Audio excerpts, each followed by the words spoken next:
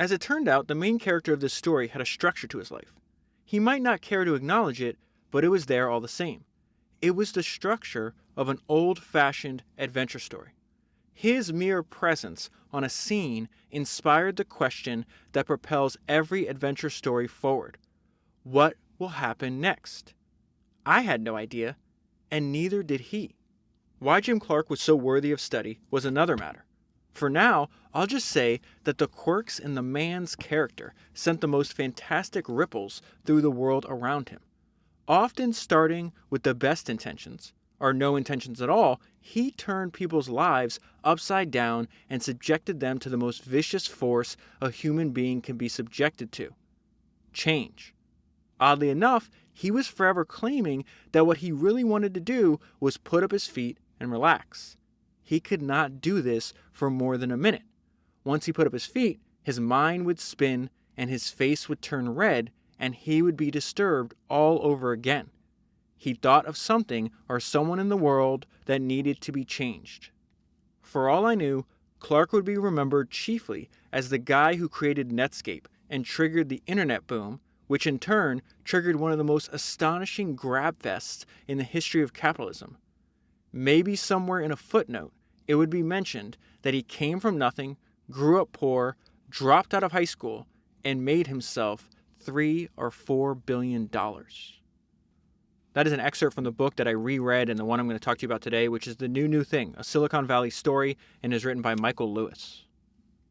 I first read the book for episode 23, which came out 4.5 years ago. And the reason I wanted to revisit this book is, one, it's a fantastic book. Michael Lewis is an amazing writer, but Jim Clark is also a very unusual character compared to the other people that you and I study. He is the first person in history to found 3 separate billion-dollar technology companies. And so I actually want to start at the end of the book, which is an overview of Jim Clark's early life. And I think knowing this up front will make it easier for you to understand who Jim Clark was and why he made the decisions he made. And so it says, on the rare occasions Clark visits Plainview, Texas, he lands at the airfield on the outskirts of town, has lunch with his mother, and then flies off to someplace else as quickly as he can. He seldom drives into town and never visits home. He has never seen the house his mother bought with the stock options that he gave her. And so the author Michael Lewis is driving into Plainview, Texas, and he's interviewing Jim's mom, Hazel, and his sister, Sue. So his mom said that most of what she knows about her son's illustrious career she knew from having read it in magazines. She has difficulty squaring the boy she raised with the man she read about. Remember, it started the podcast with, hey, he dropped out of high school and he winds up making himself $3 or $4 billion. So it says she has difficulty squaring the boy she raised with the man she read about. She has no advanced theory to why Clark became who he became. In the middle of this conversation they're having, the phone rings and his sister picks it up and she goes, no, we're not investing right now. No, I said we're not investing. And then she hangs up the phone. And Michael's like, what's going on? And she returns and she says, she explained that the shares in Netscape that Clark had given them, meaning the family, his sister and his mom, right, had made them rich. And I'm going to pause right there because I want to tell you the note I left myself before I read the rest of this paragraph to you. I go, it is worth remembering that your drive, that fire in the belly that you have, benefits other people as well. So why would I say that at this point? Because she just said, hey, we get a bunch of calls now. People know that we're rich because of the stock options that Clark gave us, right? And she said, you have to understand, she said, that when this happened, meaning that when we got the stock options, we were poor. I was ready to cook the cat. I assumed, this is now Michael speaking, I assumed this was a joke, and I laughed. I assumed wrong. She had, in fact, been ready to cook the cat. The Netscape IPO had saved at least one life. So then Jim's mom is telling Michael her life story. I'm just going to pull out a couple parts, and it has to do with the fact that Jim's dad was a giant piece of shit who beat up his mom. And so it says the most chilling of the story concerned Clark's father, who apparently drank all day and beat Hazel up all night. Hazel put up with the routine for years, until she finally divorced him. She divorced him when Jim was 14. So you think, okay, this guy's horrible. He's a drunk.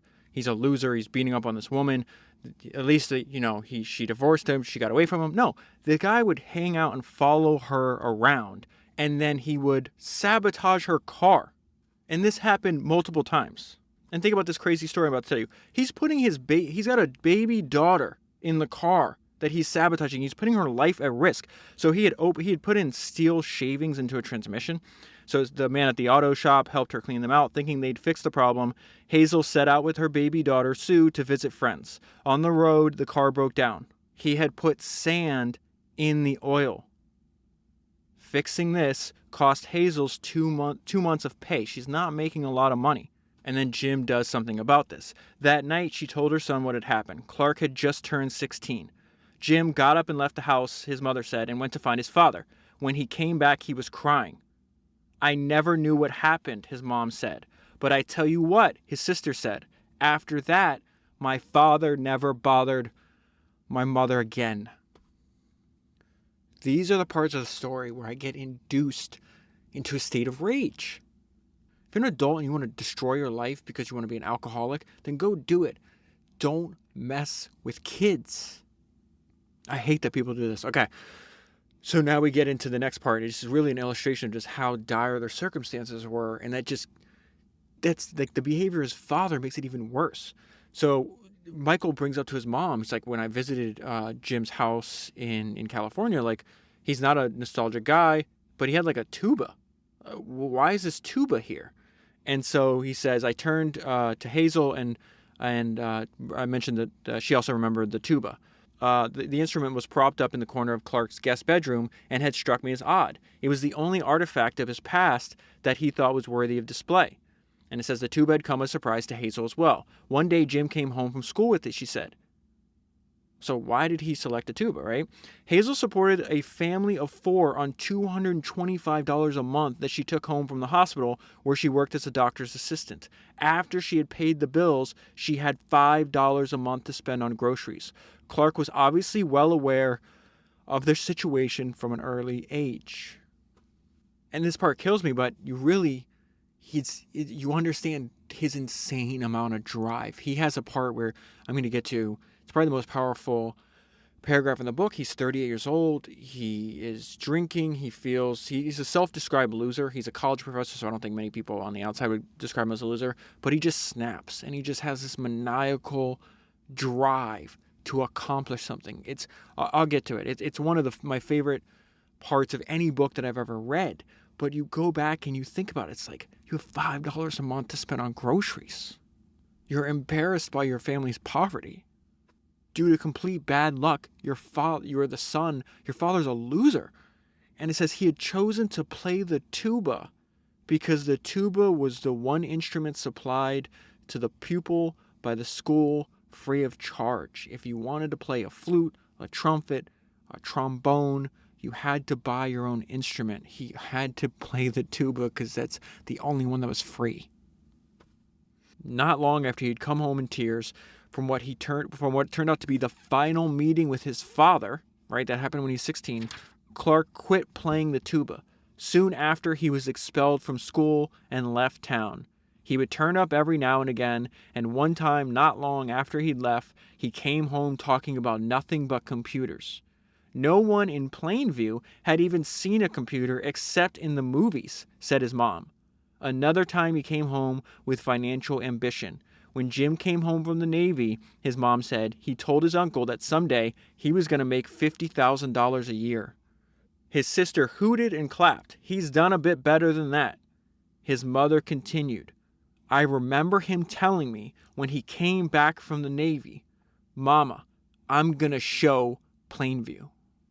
And this is just one of the things that makes this story so fascinating. So how do you go from high school dropout, being expelled from school, which I'm going to get into right now, to being the first person in history to found 3 separate billion-dollar companies? So I'm going to go to this conversation that Michael Lewis and Jim Clark are having at his house about his early life. And so it says, there was a clipping from a local newspaper in Plainview, Texas, where Clark had grown up. The paper wanted to let the townspeople know that one of their own had gone to California and created a big company called Silicon Graphics. It was a local boy makes good story and made light of Clark's boyhood failure. It mentioned that he had been expelled from the local public high school. The offense that got Clark tossed out of school was for telling the English teacher to go to hell. Before that, he had exploded a small bomb on a school bus, smuggled a skunk inside a horn case into the school dance, and set off a string of firecrackers inside another student's locker. So Michael's trying to piece all this together. He pulls something out of the box that he's going through. He says the next clue was a photograph of Clark in 1970, having just received his master's degree in physics, on his way to a PhD program. And this is just this is just great writing. And it really makes the story really, really curious, right? In under 8 years, this person, who was considered unfit to graduate from public high school in Plainview, Texas, had earned himself a PhD in computer science. So how does this happen? The story was more remarkable than that. His father abandoned the family. His mother should have taken welfare, but it never occurred to her. When I asked him about the article in the Plainview paper, all he said was, "I grew up in black and white. I thought the whole world was shit, and I was sitting in the middle of it." So once he gets kicked out of school, his only option, he's like, okay, I'll just go to the Navy. At the age of 17, Clark asked his mother to sign a piece of paper that permitted him to join the Navy. And this is a hilarious story of the first time Jim Clark ever heard of a computer. When he gets into the Navy, he's going through like all these tests they make you take. And it says he had never seen a multiple choice test before and he didn't know how to take one. To most of the questions, several different answers struck him at least partially correct. Instead of picking the one that seemed the most correct, he just circled them all. The Navy assumed that he knew that circling more than one answer fooled the computer that graded the tests. Thus, this is an example of why Michael Lewis is such a great writer. Thus, the first time Jim Clark had ever heard of computers was when he was accused of trying to fool one into thinking he was smarter than he was. So then he has to take a math test, and this is where he realizes, oh, I'm actually gifted in math. I didn't even know that. He took his first math test and scored the highest grade in the class. He was unaware that he had any particular aptitude for math and didn't quite believe the result. Neither did anyone else. The Navy gave him another test. Same result. And what the instructor does here changes his life. The instructor told him that it had been a long time since he'd seen someone so naturally gifted in mathematics. He suggested that Clark enroll in night classes at Tulane University, with a view of getting a college degree after he finished his tour of duty. Within 8 years, Clark had his college degree, plus a master's in physics, plus a PhD in computer science. And this is the first time they mentioned what I feel is a main theme if you read the book, and I highly recommend you do, because not only is Jim Clark an interesting character, but it is a period piece of what was it like to be in Silicon Valley in the late 90s and early 2000s. And the main theme is success as a form of revenge. He learned that his desire for revenge could lead to success. He was propelled in the classroom by his anger about the humiliation that he had suffered. Thus, success for him became a form of revenge. So he's accomplished a ton in 8 years, but he's still a turbulent personality. When I think of Jim Clark, I think of what the founder of Patagonia said, Yvon Chouinard. He says, if you want to understand the entrepreneur, study the juvenile delinquent. The delinquent is saying with his actions, this sucks, I'm going to do my own thing. Jim had a turbulent early career. Between 1970 and 1978, he had been married at least twice, moved back and forth across the country at least 3 times, and held at least 4 different jobs. He was fired for insubordination, at which point a wife, and not his first, left him. He tried to explain this extraordinary leap in his career from 38-year-old unsuccessful college professor to founder of a multi-billion-dollar corporation. And this is the most powerful paragraph in the entire book. One day I was sitting at home and I remember having the conscious thought, you can dig this hole as deep as you want to dig it. I remember thinking, my God, I'm going to spend the rest of my life in this fucking hole. You reach these points in life where you say, fuck, I've reached some sort of dead end here. And you descend into chaos. All those years, you thought you were achieving something and you achieved nothing. I was 38 years old. I had just been fired. My second wife had just left me. I had somehow fucked up. I developed this maniacal passion for wanting to achieve something. The result of this self-imposed psychology surprised even Clark. He insists that the transformation occurred overnight and that he cannot really explain it. Okay, so let's go into Jim's philosophy. This is going to remind you, I just did this 2-part series on Vannevar Bush. If you haven't listened to those episodes, they're extremely important to listen to. Jim's, I don't know if they're the exact same, but Jim's whole thing, or Vannevar's whole thing is like, hey, engineers are the engine of capitalism and they should be rewarded as such. Jim would agree with that statement. We're going to get into this idea. It's like a variation of this thing called new growth theory. But the way Michael tells the story is absolutely fantastic. He says, I couldn't have been more than a few hours after the last guest stumbled out of his front gate that Clark called me and made this suggestion. I'm going up in the helicopter, he said. Do you want to come? His voice was deep and thick and unsteady. Apparently, he hadn't slept. It was just before 8 in the morning on the 5th of July. He had spent the last 3 hours writing code and the 7 hours before that drinking with 70 of his favorite engineers who worked for the companies he created and then more or less abandoned. And then before they get into this discussion on new growth theory, they go into just what a crazy economic time this was. And here's an example of that. He says he didn't need to show how much money he had. The number was in the newspaper every day. It was public knowledge that Jim Clark owned 16 million shares in Netscape, and that Netscape, at the time they're meeting on July 5th, 1998, was trading at $25 a share. That was $400 million, and that was $650 million less than Clark had been worth 2 years ago, and for that matter, $3 billion less than he would be worth 9 months from now. The number was always changing. So think about $400 million on this specific day. 2 years earlier, it had been $1 billion. 9 months from where we are in the story, he's going to be worth $3 billion. So then they start talking about this book that came out in 1929, written by this guy named Veblen is his last name. It's called The Engineers and the Price System. And this is what I mean about why I think Jim Clark and Bush and Vannevar Bush have similar thoughts, like similar philosophies on this. So it says back in 1921, this author had predicted that engineers would one day rule the U.S. economy. He argued that since the economy was premised on technology and the engineers were the only ones who actually understood how the technology worked, that they would inevitably use their superior knowledge to seize power from the financiers and the captains of industry. Jim was particularly keen on the idea of the engineer grabbing power from the financier. That is happening right now, he said, right here in the valley. The power is shifting to the engineers who create the companies. Clark thought that was as it should be. Engineers are the ones that created the wealth. That's a theory from the 1920s they're discussing. Then they're talking about this theory that came about from an economist in the 1980s. This is new growth theory. New growth theory argued that wealth came from the human imagination. Wealth was having entirely new things. Growth is just another word for change.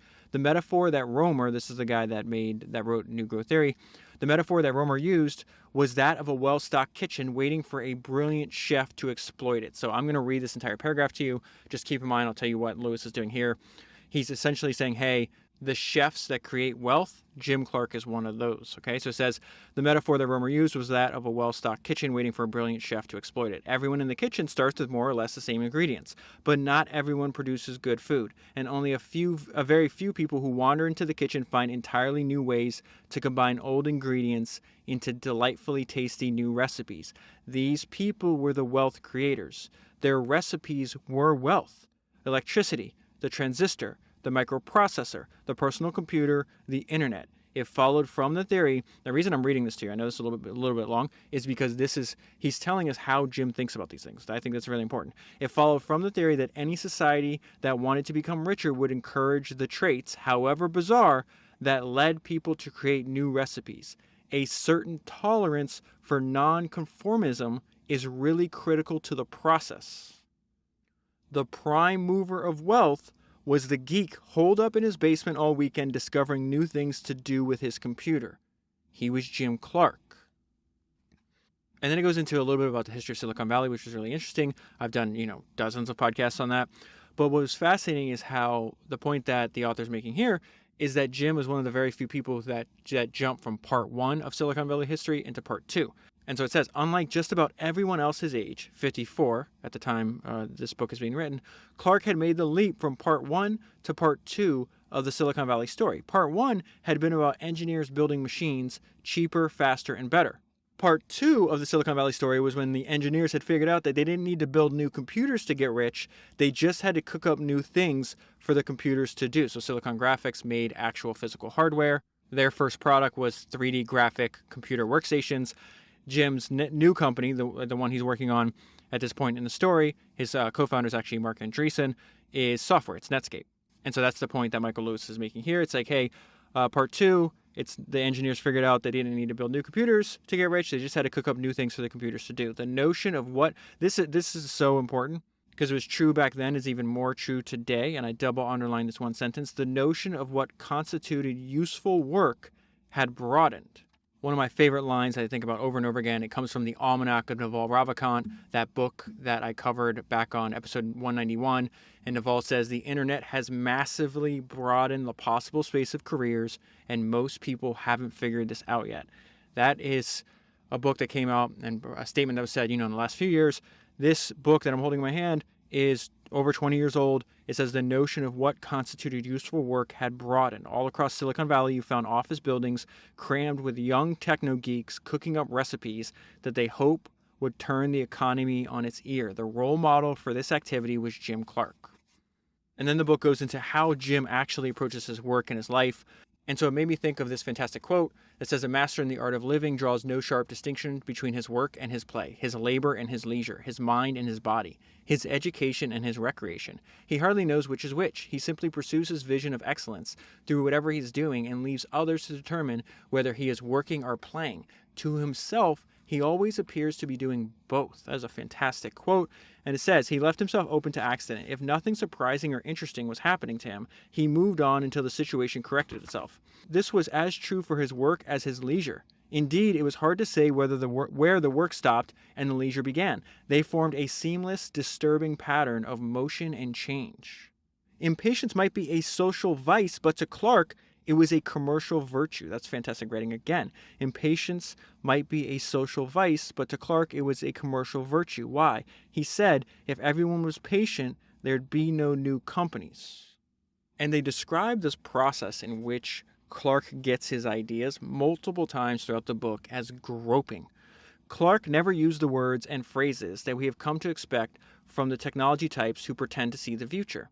That sort of grand talk struck him as perfect bullshit. In all the time I spent with him, I never once heard him refer to his ability to see the future. He couldn't see it, and that's why he had to grope for it. He would be seized by some overwhelming enthusiasm, and he would be off and running down some long, dark tunnel leading God knew where.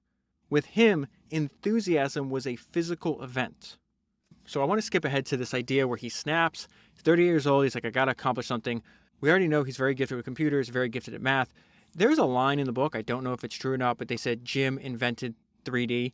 He definitely invented this thing called a geometry engine. And what this did, it allowed computers to process three-dimensional graphics. He said this was just obvious because he says Jim's logic was that the world was three-dimensional, and so the computer world would have to be too. So Clark's bid for power and money began at Silicon Graphics, the company he founded with several of his Stanford graduate students. And at the very beginning, no one thought it was valuable. A lot of people who should have seen the importance of Clark's geometry engine thought it was a useless toy. So they go and try to sell it to people, to like large corporations, to people that are designing cars or airplanes. And it was funny that I'm skipping over a bunch of that part. I just want to point out who were the first people to get it. I've done podcasts on both of these people. George Lucas, founders number 35, and Steven Spielberg, founders number 209. The Hollywood people were shrewder about the possibilities, and it wasn't long before Steven Spielberg and George Lucas were banging on Clark's door and asking to be his first customers. The Silicon Graphics workstation made possible a lot of new special effects. And so everything that's happening is happening before the conversation that Michael Lewis and Jim Clark are having about, hey, engineers are creating the wealth. They should be the ones that make all the money. And the reason for that is Silicon Graphics, a lot of people say, and I'm about to read this paragraph, that, hey, they had a large collection of talent. They also had the smallest number of millionaires created from a public company because all the money went to the financiers. And that's a main theme of the book. Jim is constantly trying to find ways to eliminate anybody that's not doing the actual work. Before long, Jim Clark's new company exerted a gravitational force on the technical mind. When you ask people who dealt with Silicon Graphics or who work for Silicon Graphics or who are purchased machines from Silicon Graphics or who simply observe Silicon Graphics from afar, they all say the same thing about it. It was the smartest group of engineers I've ever seen in one place.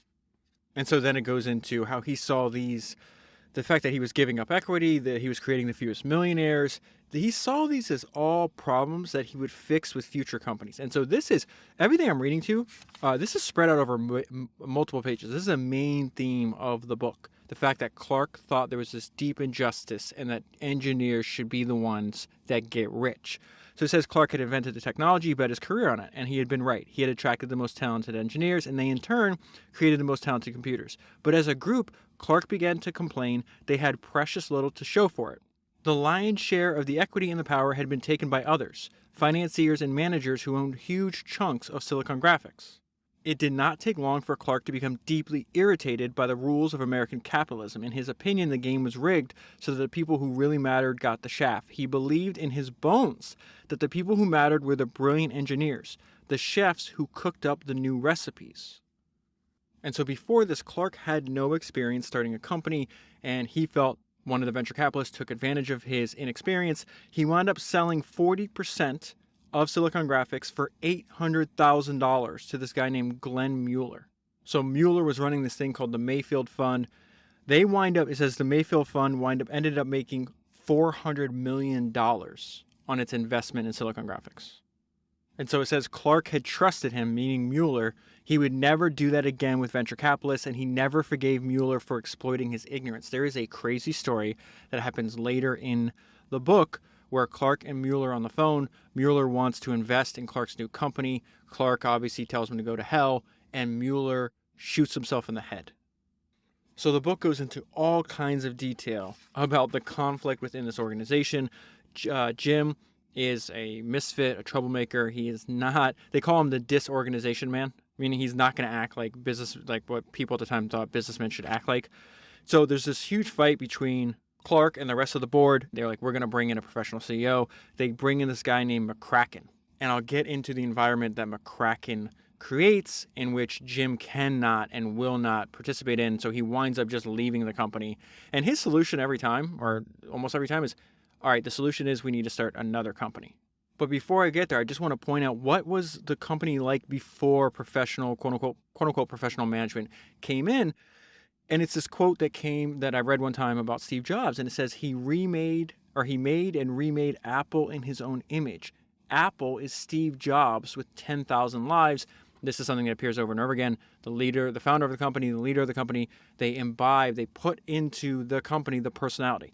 It says one way of viewing Silicon Graphics in the mid-1980s is if an extraordinary, willful human being with great technical aptitude is permitted to create a large business organization, how will that organization behave? By 1984, everyone understood that it would behave like Jim Clark, which is to say that it would behave as no big, successful American company had ever behaved. It would be a loose collection of argumentative, brilliant, bullheaded engineers who might or might not make money, but almost certainly would build something wonderful. I want to read that part one more time because I think this is very interesting. It's a collection of loose, argumentative, brilliant, bullheaded engineers who might or might not make money, but most certainly would build something wonderful. And so from the board of directors, the people that own the equity in the company, you can see their perspective. They're like, hey, we got great technology. We're not making any money. We're going to keep the great technology. We don't necessarily have to improve the great technology. We're going to put this layer of people that actually know how to run a business. And the result is they wind up making a lot of money for a short amount of time until they get disrupted. But the point of this is, like, you see both sides. If you're the founder, you're not going to want to work in this environment. You made a drastic mistake in the sense that you gave up way too much equity and you gave up way too much control. And then you're surprised that the people with the money and the equity and the control get to tell you what to do. This is why you and I feel, talk about this a lot, where I really do believe that a lot of people think entrepreneurs are in it for the money. And I think if you ask them, the control, the independence and the control is worth a lot more than the money, and the kind of usually ego that are associated with founders and entrepreneurs. They probably think, hey, if I have the independence and the control, I'll get the money anyways. So it says McCracken brought in layer upon layer of people more like him, indirect, managerial, diplomatic, politically minded. These people could never build the machines of the future, but they could sell the machines of the present. That is a great line. So Jim and his crew, they're building the machines of the future. These quote-unquote professional managers can sell the machines of the present, and they did this very well. For the next 6 years, Silicon Graphics was perhaps the most successful company in Silicon Valley. The annual revenue swelled from a few million to billions. At the same time, McCracken dealt Clark out of his own business. And so this is when Jim is looking for something new. He realizes, hey, we have these expensive workstations. They're fantastic, but there's this parallel revolution happening in personal computing. And I think the important point here is not to give you like a history of Silicon Graphics, but what's behind Jim's idea, because that could be applicable and useful today. And so he knew, he's like, he might not be calling it in the innovator's dilemma, but he knew that it happens. And so he has the idea and the willingness to avoid the innovator's dilemma. And so it says Moore's law came with a social corollary. High tech could not remain high tech for long. Right now, they are high tech. That's why. And they're making the transition, right, to the personal computing revolution. You might be the smartest engineer in the valley, and you might have built the most sophisticated computer, but it was only a matter of time before some schlep with a PC wrote a program that let him do everything you could do at a fraction of the cost. And so then he gets into this idea of like, how do we avoid being disrupted? Clark thought that Silicon Graphics had to cannibalize itself. For a technology company to succeed, he argued, it needed always to be looking to destroy itself. If it didn't, somebody else would. It is the hardest thing to do in business, Jim would say. Even creating a low-cost product runs against the grain because low-cost products undercut the high-cost, most profitable products. Everyone in he's just describing human nature, right? This is why this occurs over and over again, or one of the reasons that it occurs over and over again. Everyone in a successful company, from the CEO on down, has a stake in whatever the company is currently selling. He's describing what's taking place in his career, right? It does not naturally occur to anyone to find a way to undermine that product. Clark thought he knew how to become the agent of his own creative destruction, and he was prepared to do the deed. He wanted Silicon Graphics to operate in the same self-corrosive spirit. And you can imagine what happens. I mean, if you try to go and you look at it from McCracken, the guy running the company, right? It's like, I'm not going to listen to Jim. Like, you guys had made this great invention, but you weren't making any money. I come in here, I take you from millions to billions, and now you're telling me I have to undercut all these profits that I'm making because of these cheaper, inexpensive computers. So McCracken obviously doesn't agree. Jim winds up just essentially like retiring on the job, which I'm going to get to right now. But there is, I don't think I have the highlight, but I remember reading it. They go over the revenue. So sure, yeah, he jumps in, brings it up, but then it gets to a peak, and then it just drops off just like Jim said it was going to. So what I found interesting was that the fact that Jim wasn't happy with his company caused him to search for a distraction. This happened in the life of Walt Disney, in between the problems with his animation studio and him finding a new outlet for his creative output, which winds up being Disneyland and his obsession with amusement parks. He would stay at home, and he built like this giant train that he would actually get on and ride. And it was in his backyard. And people would come over and they're like, this is the world's greatest innovator in animation, and I can't get him to come to the studio. All he wants to do is play with a train all day long. Jim's doing the same thing with toy helicopters. In the middle of a weekday, when the neighbors were all at work, Jim would take out his helicopter kit and fly. Soon enough, Clark had become obsessed with his little choppers. He would put them together in the garage, then take them out and fly them around the neighborhood.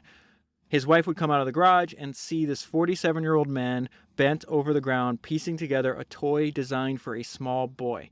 He would stand out there for hours in the middle of the day, in the middle of the week, executing takeoffs and landings of these giant toy helicopters. So eventually he makes his departure from Silicon Graphics formal. This is, again, I just think there's like a handful of themes throughout this entire book that are just, you see it in different points of his life. And it's this idea that he really does use revenge as motivation, which I think he's not alone in, by the way. But he's going to say, okay, my solution is I'm going to make myself very rich. I'm going to get out of this company. I'm going to start a new company. I'm not going to make the same mistakes I did with the last company. So it says Jim Clark was gone. He'd up and left the company he created and said he was going to start another. Publicly, he said he was leaving on the best terms. Privately, he told friends that he was going to show fucking Ed McCracken, that it was he and not McCracken who had been responsible for the success of Silicon Graphics. He told the engineers who had helped him create Silicon Graphics that he was going to get rich. I'm going to make $100 million, he said. If I do this next thing and I do not make $100 million, it'll be a failure. I will be a failure. So as he's searching what to do, he's introduced to a 22-year-old Mark Andreessen. And something that Mark tells Jim makes Jim realize, okay, this is the opportunity I was looking for. Mark had mentioned again that 25 million people were now using the internet and that their numbers had been doubling every year. Clark recalls, I thought, Jesus, those are big numbers. I've never been in a business with those kind of big numbers. Eventually, you were talking about all the people on Earth. All of a sudden, it was clear to me. When I looked at the internet, I was looking at the personal computer in 1985, Clark says. It was a slow, clunky technology, but people were using it, and it would get faster. I realized that this was the thing I had been groping, there's that word again, I had been groping for. And so this is the beginning of Netscape. This is also the beginning of this crazy economic time in American history. That, again, Jim's a fascinating character. There's two reasons to pick up this book. To get to know Jim, I think he's just going to change the way. He's got his own very unique way of doing life. Let's just put it that way. And then also for this, it is like a timepiece. It's like what was happening in this one sector of the economy at this point in American history. And it's just fascinating. And one of the fascinating things is that Netscape goes, I think it's 18 months after it was created. It becomes public. I need to get there first. This is what I mentioned earlier, how crazy this story is just so wild. So it says, throughout March 1994, Mueller had called Clark repeatedly and pleaded with him to be let in on Netscape. He apologized for the way he had treated Clark at Silicon Graphics. Obviously, Clark is not going to let him do this. On April 1st, Clark told Mueller for the last time that he would not be permitted to invest in Netscape. He pleaded with Clark one last time, and Clark rebuffed him. 3 days later, the day Netscape was incorporated, Mueller picked up a gun and shot himself through the head. And before the book goes into Netscape going public in record time, this is just fantastic writing. The genealogy chart of Silicon Valley companies that decorated the walls of every office was a cheery face on a violent truth. The new companies often put the old ones out of business. The young were forever eating the old. In this drama, technology played a very clear role. It was the murder weapon. There's a famous quote from Don Valentine, who's the founder of Sequoia, and he says the art of storytelling is critically important. Most of the entrepreneurs who come to us cannot tell a story. Learning to tell a story is critically important because that's how the money works. The money flows as a function of the stories. I feel Jim was a fantastic storyteller. 6 months after he founded Netscape, Clark agitated for the company to go public. Jim was pressing for us to go public way before anyone else, recalls Mark Andreessen. 18 months after Netscape was created, Netscape sold shares of itself to the public. Those shares rose from $12 a piece on the first day of trading. Those shares rose from $12 a piece to $48. 3 months later, it was $140 a share. There was only one explanation for its success. This is how I'm trying to tie all this together. This is what Clark said. People started drinking my Kool-Aid. Another way to think about that is what Steve Jobs said. The storyteller is the most powerful person in the world. This is the difference, though. This time, Jim Clark had the power, and he kept the power, and you see that in who got rich off this IPO. Anyone who bothered to read the prospectus discovered a curious fact. The venture capitalists and the new CEO, this guy named James Barksdale, own a few million shares each. In the end, they made hundreds of millions of dollars from Netscape, and they had no reason to complain. But the young engineers whom Clark had pulled together to create the company also became rich. Clark made certain that Mark Andreessen did not suffer the same fate at the hands of the venture capitalists as he himself had 12 years before. After the IPO, Andreessen was 24 and worth $80 million. Clark also made sure that by far the biggest stake in the company belonged to himself. Clark became the Valley's newest billionaire. Jim Clark was 51 years old. So I want to pause there because as I'm reading this, it made me think. I read Mark Andreessen used to be a prolific blogger. You can go to his site for free, or if you just go to the show notes on episode 50, you can download a 200-page blog archive of Mark's some of his best posts. I did a podcast on that years ago. I have no idea. You can never predict how people react to things. I get messages every week about people discovering that podcast now and listening to it and seem to really like it. It makes me think I should reread it and do another podcast on it. But something that Mark said in that blog post was talking about, it's obviously positioning for founders. And he's like, listen, recruiting is one of the most important things you have to do to ensure the success of your company, but it's also one of the most difficult. And he talks about even Jim Clark had a problem with this because once Netscape goes public, there's other engineers that were offered the job by Jim Clark but said no. And they wind up they're in the book as well, they wind up taking more risks later on after this happened because they're like, hey, we were the A team. We all said no. Jim built this company with the B team. We are making $80,000 a year. These guys are making millions. How did this happen? And, who knows who's A or B? These are just personal opinions. But the point being, why I'm telling you this is because you tie this back to just how difficult it is to recruit truly great talent. And so Mark is writing in his blog, and he says, as a founder of a startup trying to hire a team, you'll run into this again and again. When Jim Clark decided to start a new company in 1994, I was one of about a dozen people at various Silicon Valley companies he was talking to about joining him in what became Netscape. I was the only one who went all the way to saying yes. So think about that. He's talking to at least a dozen people. He's recruiting. I'm the only one. 1 out of 12. 11 people said, no, I'm not going to do this, right? So it says, I was the only one who went all the way to saying yes, largely because I was 22 and had no reason not to do it. The rest flinched and didn't do it.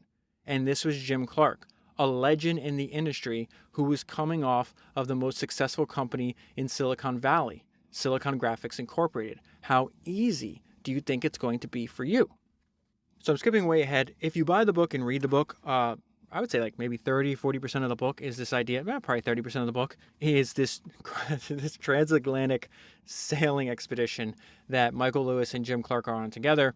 Main part of the book is the fact that Jim did some of the stuff he did was to get public fast so he could buy this giant sailboat, and then he wants to make, it's like one of the world's largest sailboats, but also he wanted to make it like completely automated and computerized. And so Michael's on this crazy trip across the Atlantic with them, which is interesting, but a lot of that's omitted because it's kind of outside the scope of the discussions that you and I usually have, right?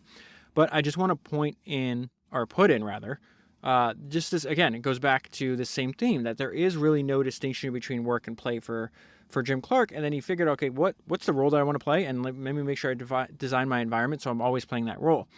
To the casual observer, no casual observer could say when Clark was working when he was playing. This was because to Clark's way of thinking, the big distinction wasn't between work and play, but between creating new technology for money and creating new technology for pleasure. In part, it was because there was no distinction at all. So he's going to leave Netscape. He's going to go found his third billion-dollar technology company, but it's really about the role and making sure you're designing the job that you want. What's the point of being an entrepreneur if you don't do that? Having learned, now he's finished with Netscape, having learned from Silicon Graphics that he did not really belong inside a large organization, he designed all future large organizations without a place for himself inside of it. He kept the title of chairman and sat on the board and held on to most of his shares, but really he didn't do much but attend a few meetings and trouble the company's new chief executive with his various premonitions about what was going to happen next. So after Netscape, he has this idea where he's going to work in there. He's going to use the internet to use the internet software, I should say, to revolutionize the healthcare industry. He's going to start this company called Healthion. I think at one point in the public market, it's crazy. There's a story in the book where they try to take it to IPO. No one wants to do it. 5 months later, it comes out at an insane number, and I think goes all the way up to like $15 or $16 billion in market cap, and had, I think, nothing but losses. And that's another reason I think the book is interesting to read, because you have all these economic data points that just seem unusual, I guess is the way to put that. This is one example of this because so many people, Jim Clark being one of them, just make an unbelievable amount of money in a rapid time. This is an example of that. Before Netscape went public, a lot of venture capitalists had thought that John Doerr and his firm Kleiner Perkins had been mad to agree to Clark's terms. Clark had charged him 3 times the going rate for startup capital. And in the end, that didn't make a difference at all. John had cleared $500 million in 18 months, or 30 times his original investment. So on this next company, one of the co-founders, I think he's a co-founder, I'm pretty sure he's a co-founder of Healthion, is this engineer named Pavan. He makes the point, I'm just going to read what he said, because what's fascinating is if you read about Steve Jobs, he says this at the beginning of his career, the middle of his career, and the end of the career, and he talks about the fact that they're in the technology industry, and I think there's a lot of other things like this. I would argue maybe literature, like authors are definitely like this, movies. I would argue that podcasts are the same thing, but that for most things in life, the range between, this is Steve talking, for the most things in life, the range between the best and the average is 30% or so. The best airplane flight, the best meal, they may be 30% better than your average one. What I saw with Wozniak was somebody who was 50 times better than the average engineer. In fact, yesterday, let me pull it up, I was rereading my highlights from that book, In the Company of Giants. That's Founders episode 208. If you haven't listened to it yet, I highly recommend you listen to it after this one. And there's something in this book that I thought was interesting, because that book is it's published in 1997. It's 2 Stanford MBA students who are interviewing 16 technology company founders. Bill Gates, Steve Jobs, all these people on there. And Steve says something in that book that is very similar, again, to what the other quote I just read to you and what I'm about to read to you in this book. And he says, you must find extraordinary people. In the field that I was interested in, I noticed that, this is Steve talking, I noticed the dynamic range between what an average person could accomplish and what the best person could accomplish was 50 or 100 to 1. Given that, you are well advised to go after the cream of the cream. That is what we have done. You can then build a team that pursues A-plus players. And he says, why? Why is this important? One of the greatest quotes he ever said, a small team of A-plus players can run circles around a giant team of B and C players. And so Jim's co-founder says the same thing. Pavin, or maybe Pavin, often said the difference between a great software guy and an okay software guy is huge. A great software guy is worth 10 times an okay software guy. Software was not like hardware. Software was more like art. And so this is what I was referencing earlier. There you have this huge, there's a huge, obviously, bubble. Right before it pops, there's like a pause that happens. And so this is where they're like, hey, we took Netscape from 0 to 18 to a public company in 18 months. Let's try to do the same thing with Healtheon. The market says, no, chill out. 5 months later, it's a very successful IPO. But in between those two events, Jim did something extraordinary where he's like, okay, the IPO is canceled. The company needs $40 million to keep going. And so he has this idea where he has this metaphor of pigs and chickens, which I'm going to describe to you in a minute. And so because at this point, no one wants to put up the money, he's like, okay, fine. I'm going to do the entire 40 million myself. Get out of the way. And then when he does that, all of a sudden they're like, oh, wait, what does he know that we don't? Okay, we're going to get in on it. So he says the only thing I could do is start him. His role in the valley was suddenly clear. He was the author of the story. He was the man with the nerve to invent the tale in which all the characters agreed to play the role assigned to them. And if he was going to retain his privilege of telling stories, he had to make sure that the stories had happy endings. If that meant supplying $40 million more to Healtheon, then so be it. Clark's willingness to take risks others shunned was the source of his financial power. Clark's faith in his new enterprise was actually faith in his own imagination, as the new enterprise was merely an extension of that imagination. The power of that faith was transforming. One moment, the financiers were wondering aloud where their $40 million was going to come from. The next moment, they were trying to prevent Clark from supplying the full amount and acquiring for himself an even larger stake in the company. In the end, the bankers and the venture capitalists agreed to let Clark give 20 of the $40 million, and they supplied the rest. And so what he did is he turned chickens into pigs. And this is what he said. Clark, this is one of my favorite things. I remember this from 4.5 years ago when I read the book the first time. Clark liked to say that human beings, when they took risks, fell into one of two types, pigs or chickens. The difference between these two kinds of people, he would say, is the difference between the pig and the chicken in the ham and eggs breakfast. The chicken is interested. The pig is committed. The pig gave his life. Chicken just laid an egg, right? The chicken is interested. The pig is committed. If you're going to do anything worth doing, you need a lot of pigs. Just one more example of the crazy swings in wealth that was occurring at this time. Clark reached for a calculator. AOL, American Online, had agreed to acquire Netscape. AOL had agreed to swap 0.45 of its own shares for each outstanding share of Netscape. Clark owned 14.2 million shares of Netscape. He punched 0.45 times 14.2 million into the calculator, which means that he owned 6.3 million AOL shares. He multiplied 6.3 million by $174.50. $1.1 billion was the result.